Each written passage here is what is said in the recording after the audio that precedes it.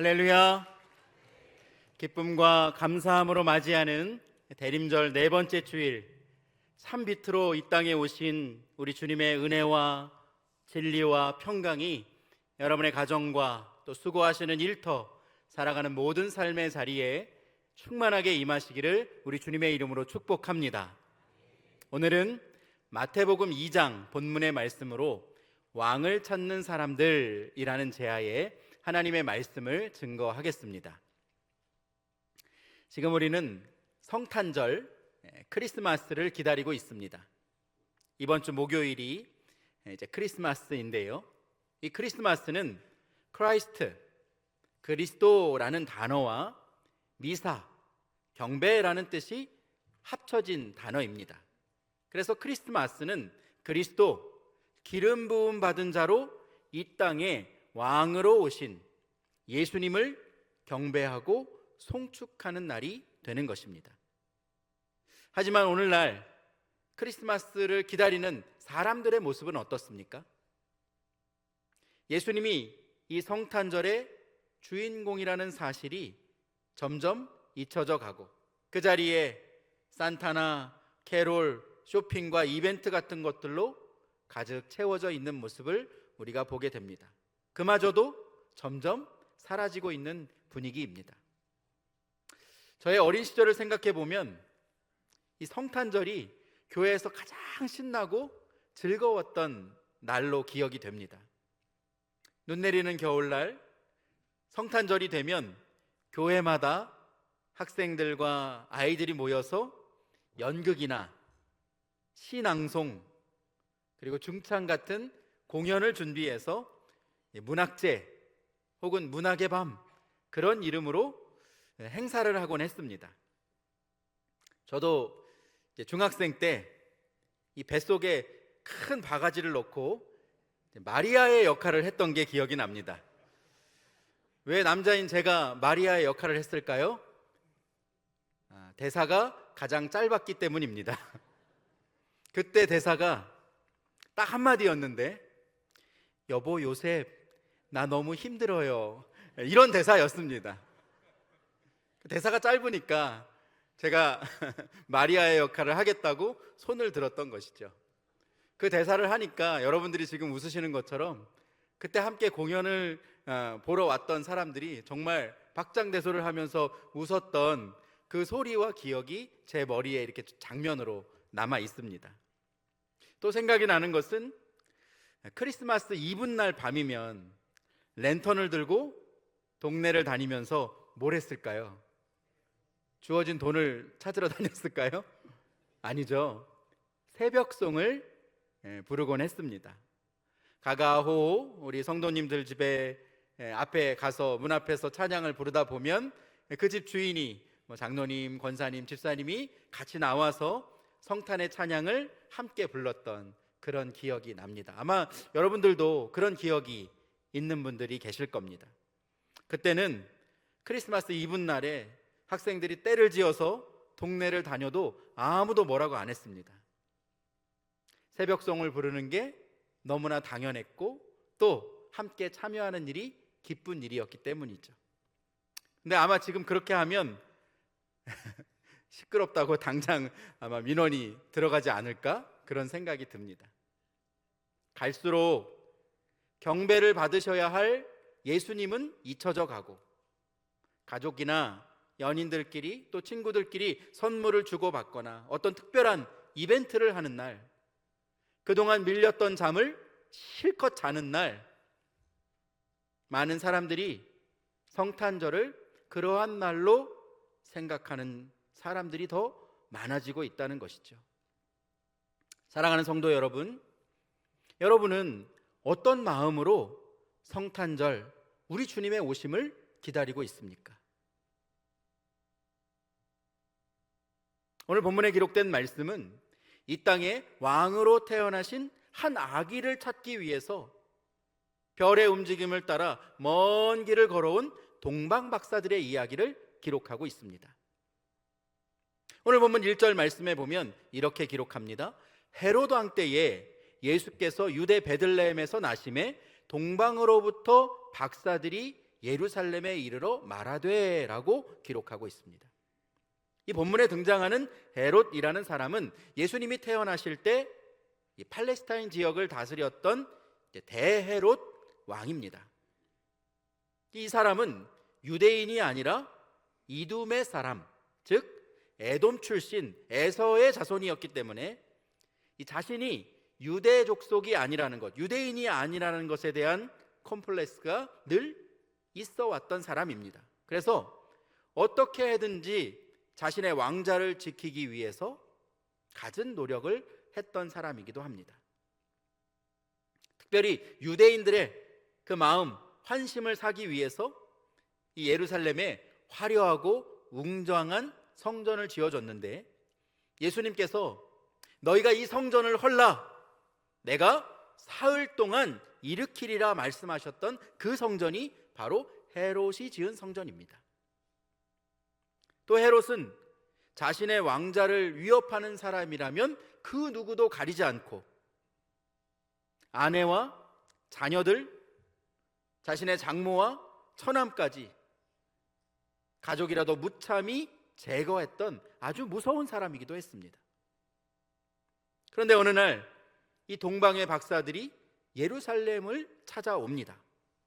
이 동방이라는 것은 당시의 세계의 중심이 로마였기 때문에 이 로마의 동쪽에 있는, 이 동쪽 변방에 있었던 파르티아 혹은 페르시아 지역을 이야기하는 것인데, 당시에 이곳에서 박사라고 불렸던 사람들은 점성술이나 하늘을 연구하는 천문학자였습니다. 그리고 이들은 왕을 세우는 것과 같은 나라의 중요한 일을 결정하는 데에 이들의 의견이 아주 중요하게 작용되었던 사람들이기도 합니다. 어느 날 이들이 하늘에 떠올라 있는 큰 별을 보게 됩니다. 이 강단 앞에 보면 이쪽에 별빛과 같은 것이 보이시죠? 하늘 위에 유난히 크고 반짝이게 빛나는 별을 보고서 이 동방 박사들이 왕이 태어나셨구나, 이 땅에 새로운 왕이 오셨구나, 그 마음을 갖게 되었고, 이들은 그 왕에게 경배하기 위해서 아주 먼 길을 예루살렘까지 걸어왔던 것입니다. 그리고 예루살렘에 도착해서 이들은 유대인의 왕으로 나신 이가 도대체 어디에 계십니까? 두루 다니며 그 아기를 찾아다녔던 것이죠. 그러자 오늘 본문 3절 말씀에 보면 이렇게 기록합니다. 헤롯 왕과 온 예루살렘이 듣고 뭘 했습니까? 소동한지라, 그렇게 기록합니다. 예수님을 찾고 있는, 이 땅에 왕이 태어나신 것을 찾고 있는 이 동방 박사들의 행동을, 그리고 그들의 말을 듣고 헤롯 왕과 온 예루살렘이 듣고 소동했다는 겁니다. 소동했다는 말은 원문에 보면 고민하게 하다, 발칵 뒤집어졌다, 그런 의미입니다. 그럼 왜 그렇지 않았겠습니까? 헤롯의 입장에서 보면 누가 유대인의 왕입니까? 지금 자신이 유대인의 왕인데, 그리고 어떻게 해서 이 자리를 지금 붙들고 있는데, 이 자리에서 밀려나지 않으려고 애쓰고 있는데, 이방 나라에서 온 박사들이 유대인의 왕이 지금 어디에서 나셨나고 그렇게 묻고 있는 것이고, 자신들은 그에게 경배하기 위해서 왔다고 말을 하고 있으니 이 말을 헤롯이 단순하게 받아들일 수 없었겠죠. 오늘 본문의 말씀은 이러한 배경에서 시작하고 있습니다. 오늘 설교의 제목이 왕을 찾는 사람들인데, 이 본문 안에는 왕을 찾는 몇 사람의 이야기가 등장합니다. 우리가 살펴보겠지만 저마다 다른 이유로 예수님을 찾는 그들의 마음과 그리고 그 마음에 따른 행동을 우리가 함께 살펴보면서 오늘 지금 여기에서 우리가 왕이신 예수님을 기다리는 우리의 모습은 어떠해야 하는지 오늘 말씀을 통해서 함께 알아가 보기를 원합니다. 첫 번째, 왕이신 예수님을 찾는 사람은 바로 헤롯 왕입니다. 오늘 보면 4절 말씀을 보면 이 사람은 아마도 이 동방에서 온 사람들이 찾고 있는 그 왕이 어떤 분이신지 알고 있었던 것 같습니다. 보면 4절 말씀은 이렇게 기록하는데요, 왕이 모든 대제사장과 백성의 서기관들을 모아 누가 그리스도가 어디서 나겠느냐 물으니 라고 기록하고 있어요. 헤롯은 태어난 아기를 찾기 위해서 군병대나 수색대를 보낸 게 아니라 대제사장과 서기관들을 불러 모았습니다. 그리고 그리스도가 어디서 나겠느냐 물어보았습니다. 그러자 이 사람들이 대답합니다. 그곳은 이미 선지자가 예언하여 기록한 곳입니다 라고 왕에게 대답을 합니다.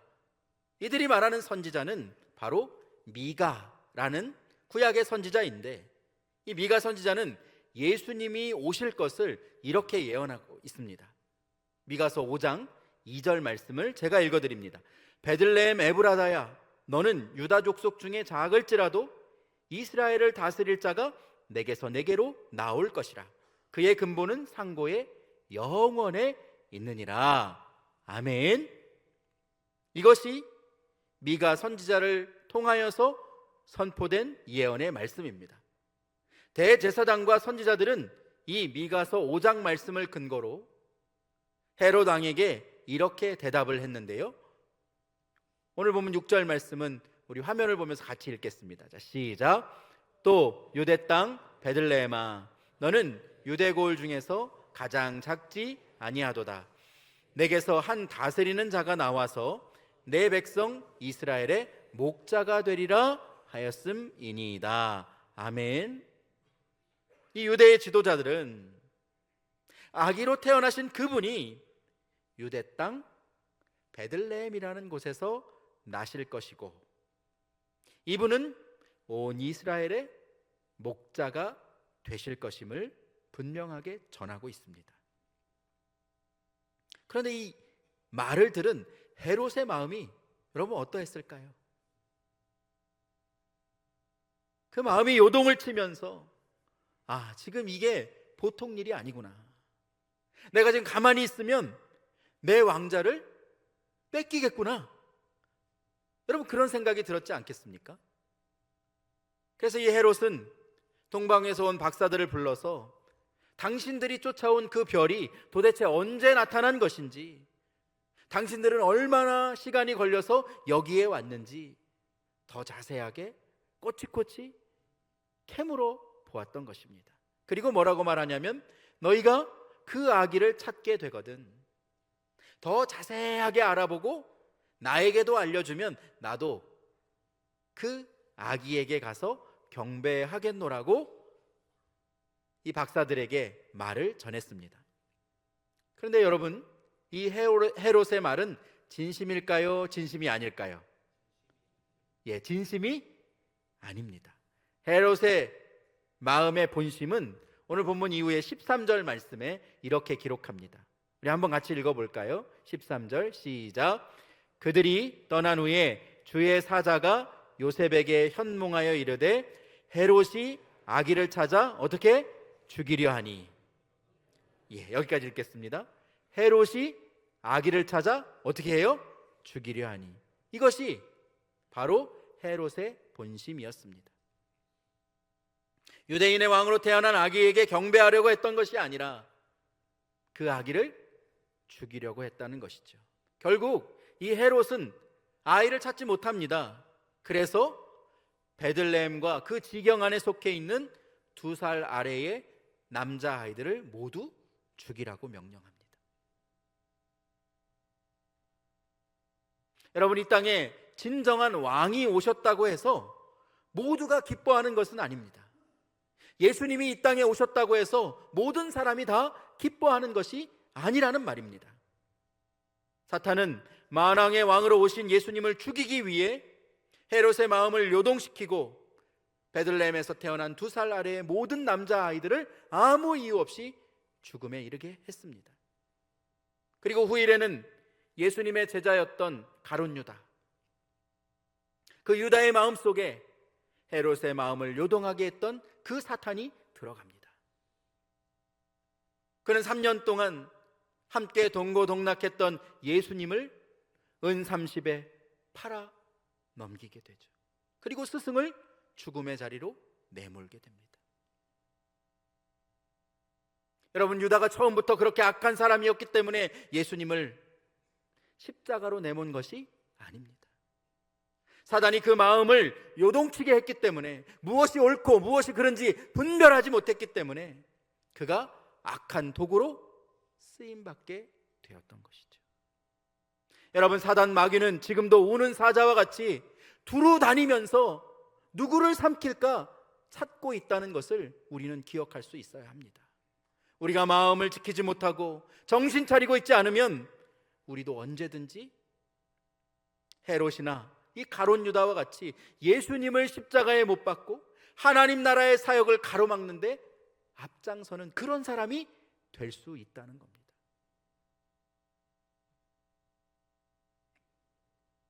그래서 예수님을 3번이나 부인했던 누구입니까? 베드로. 이 베드로 사도가 베드로전서 5장 8절과 9절 말씀에서 이렇게 성도들을 권면하는데요. 근신하라, 깨어라, 너희 대적 마귀가 우는 사자같이 두루 다니며 삼킬 자를 찾나니 너희는 무엇을? 믿음을 굳건하게 하여 그를 대적하라. 이는 세상에 있는 너희 형제들도 동일한 고난을 당하는 줄 알미라 고백하고 있습니다. 사랑하는 성도 여러분, 이 땅에 왕이신 예수님께서 나를 구원해 주시기 위해서 하늘 보좌를 버리고 인간의 모습으로 나의 죄를 대속해 주시기 위해서 친히 찾아와 주셨음을 여러분 믿음으로 고백하실 수 있기를 주님의 이름으로 축복합니다. 믿으시면 아멘. 주님의 이름으로 축복합니다. 여러분, 그 믿음을 굳건하게 붙들고 사단 마귀의 공격을 능히 대적할 수 있는 여러분 되시기를 축복합니다. 흔들리지 말아야 합니다. 주님이 나의 왕이시고 주님이 나를 구원하기 위해서 이 땅에 오셨고, 그분을 붙들고 하나님 앞에 서는 그 순간까지 주님의 인도하심을 따라 살아갈 수 있는 온전한 믿음을 세워갈 수 있는 여러분 되시기를 주님의 이름으로 축복합니다. 두 번째, 이 땅에 오신 왕을 찾는 사람들 가운데 대제사장과 서기관들이 있었습니다. 대제사장과 서기관들, 여러분, 이들은 유다 백성들의 영적인 지도자입니다. 백성들이 하나님의 말씀을 잘 따르고 하나님의 말씀대로 살아갈 수 있도록 그들을 교훈하고 가르치고 예배를 주관했던 사람들입니다. 여러분, 이들은 메시아가 이 땅에 오실 것을 누구보다 더 기다렸던 사람들이고 또 잘 알고 있었던 사람들입니다. 그래서 헤롯 왕이 그분의 나심에 대해서 물어보았을 때 그분은 구약의 선지자들이 예언하셨던 그분입니다. 그분은 베들레헴에서 나실 겁니다 라고 이야기할 수 있었던 겁니다. 그런데 여러분, 이 사람들은 오늘 본문 말씀을 보면 아무 일도 하지 않습니다.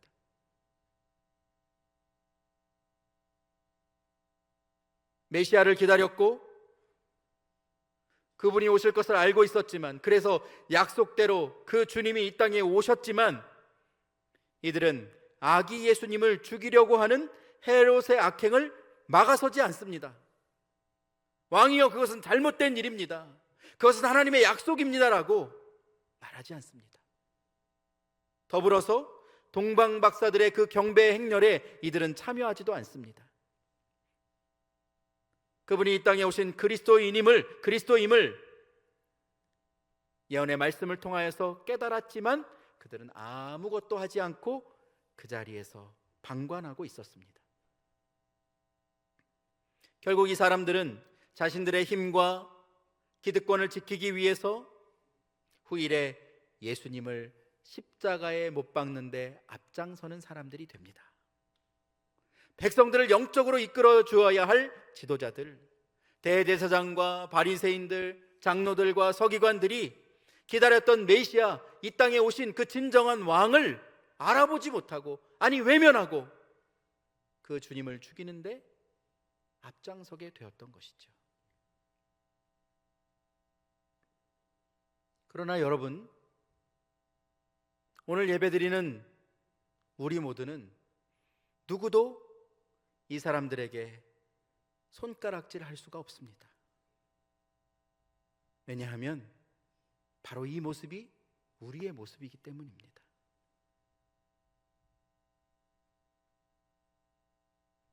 우리는 이 땅에 오신 왕이신 주님, 그 주님을 나의 구주로 고백하고 하나님의 자녀가 되었습니다.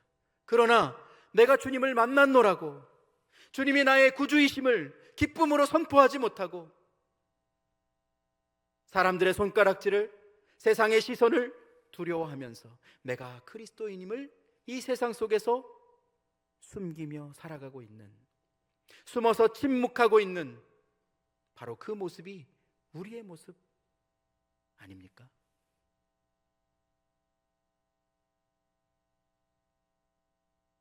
여러분, 아무것도 하지 않으면 아무 일도 일어나지 않습니다.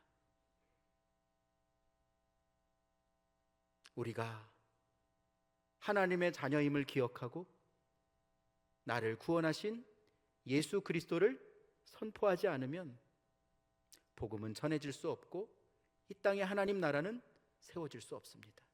그러나 우리가 믿음을 가지고 주님이 왕으로 이 땅에 오셨음을 믿음으로 선포하면 성령께서 역사하시고 복음의 능력이 나타나 열매 맺게 될 줄로 믿습니다.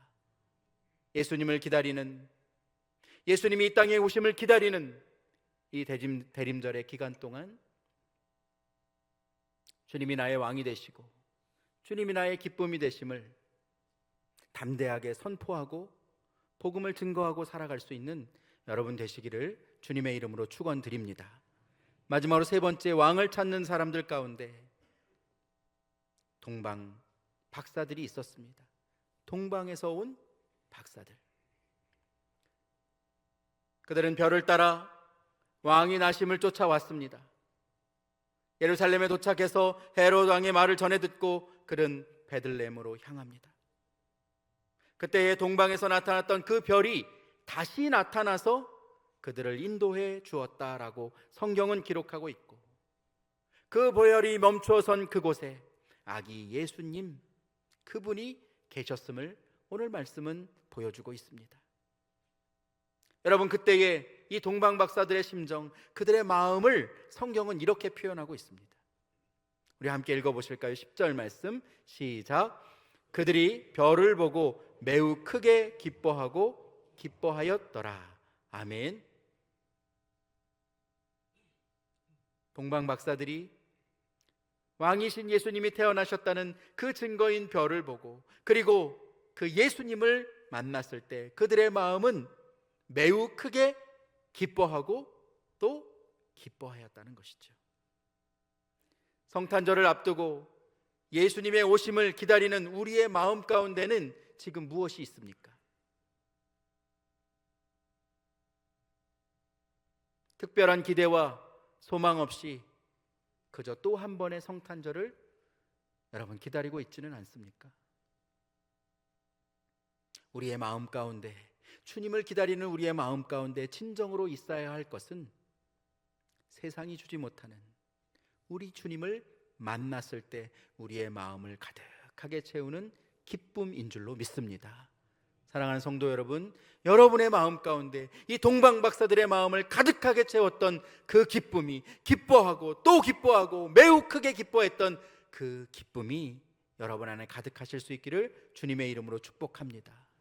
여러분, 동방 박사들은 그 큰 기쁨을 가지고 별이 멈추어 선 그곳, 냄새나는 마국간으로 들어갔습니다. 그들은 말구 위에 누워 계신 아기의 모습을 보게 됩니다. 너무나도 평범해 보이는 요셉과 마리아, 힘이 없고 형편이 넉넉하지 못해서 결국 마구간 그 말구유에 누울 수밖에 없었던 그 아기를 바라보면서 이들은 그분이 이 땅에 오신 왕이심을 고백했습니다. 그리고 그 주님께 경배했다라고 오늘 본문은 기록합니다. 여러분, 11절 말씀에 경배하다로 번역된 프로스퀴네이는 무릎을 꿇고 엎드려서 이마를 땅에 댄다는 의미입니다. 이 단어는 요한복음 4장에 보면 예배하다, 사마리아 수가성의 여인을 만나서 영과 진리로 예배할 수 있게 되는 그 은혜를 선포하신 말씀 중에 예배하다라는 단어가 바로 프로스퀴네인입니다. 동방 박사들은 왕을 찾기 위해서 그들이 길을 나설 때부터 준비했던, 그들이 가져온 보배압을 열어서 황금과 유향과 모략을 드리면서 이 아기 예수님께 경배하고 그분을 예배했습니다. 황금과 유향과 모략은 너무나도 값지고 귀한 것이죠. 그 당시에 구할 수 없는 아주 귀한 것들이었습니다. 황금은 최고의 것을 의미합니다. 그것은 왕 대신 주님께 가장 좋은 것을 드려서 경배했다는 의미입니다. 유향은 제사를 드릴 때 사용되는 것입니다. 이것은 하나님과 인간 사이에 끊어진 그 다리를 연결해 주는 이 땅의 대제사장으로 오신 예수님을 상징하는 예물입니다. 모략은 왕족이나 부유한 사람들이 죽으면 그 시신을 장사하기 위해서 썼던 예물입니다. 이것은 하나님의 아들이시지만 이 땅에 이 육신을 입으시고 우리를 위해 십자가에 못 박혀 죽으시고 부활하실 주님을 상징하는 예물이었습니다. 동방 박사들은 이 예물을 아기 예수께 드리면서 가장 귀한 것으로 그분을 예배하며 이 땅에 오신 아기 예수님께 경배했던 것입니다. 그리고 그들이 올 때는 사람들에게 길을 묻고 왕이 어디에서 태어나셨는지를 안내받았지만 이제 예수님을 만나고 그분이 그 마음속에 찾아오셨을 때는 사람들이 아니라 하나님의 말씀을 따르는 길을 선택하게 되는 것을 볼 수 있습니다. 오늘 본문 12절 말씀 함께 읽겠습니다. 자, 시작. 그들은 꿈에 헤롯에게로 돌아가지 말라 지시하심을 받아 다른 길로 고국에 돌아가니라. 아멘. 헤롯은 동방 박사들에게 너희가 왕을 만나면 내게 구하여 나도 그 아기 예수께 경배하라고 말을 했지만 주님을 만난 그들은 헤롯의 말이 참인지 거짓인지를 분별하는 안목을 갖게 되었던 것입니다. 그래서 하나님의 뜻이 무엇인지 분별하여서 사람의 길로 돌아가지 아니하고 하나님의 말씀의 길을 따라 그들의 고국으로 돌아갔던 것이죠. 사랑하는 성도 여러분, 여러분도 거룩하신 하나님의 말씀이 여러분의 귀와 여러분의 마음이 들려지고 믿음의 길을 선택할 수 있는 안목이 여러분에게 있기를 주님의 이름으로 축복합니다. 여러분, 우리는 스스로 나 혼자서 살아갈 수 없는 존재들입니다. 그래서 우리는 왕이 필요합니다. 그 왕은 세상의 왕이 아니라 우리에게 영원한 생명을 주시기 위해서, 구원을 주시기 위해서, 우리를 영원한 하나님 나라로 인도해 주시기 위해서 하늘 보좌를 버리시고 이 땅에 육신을 입고 오신 예수 그리스도, 오직 그분만이 우리의 왕이 되시는 것을 여러분 고백하실 수 있기를 주님의 이름으로 축복합니다. 주님이 나의 인생의 왕이시고, 주님이 내 가정의 왕이시고, 주님이 내 일터의 왕이시고, 주님이 우리 교회의 왕이시고, 온 땅과 열방의 왕이 되시는 분이심을 여러분 담대하게 선포하실 수 있기를 주님의 이름으로 축원드립니다. 여러분, 성탄의 주인공은 누구십니까? 예수 그리스도. 주님이 주인공이십니다. 그 주인공이신 주님을 간절히 기대하고 소망하는 마음을 갖고 하나님께서 주시는 기쁜 마음을 가지고 가장 귀한 것을 헌신하는 마음으로 주 앞에 드리며 경배할 수 있는 여러분 모두가 되시기를, 그런 복된 성탄절을 맞이하는 여러분 되시기를 주님의 이름으로 축원드립니다.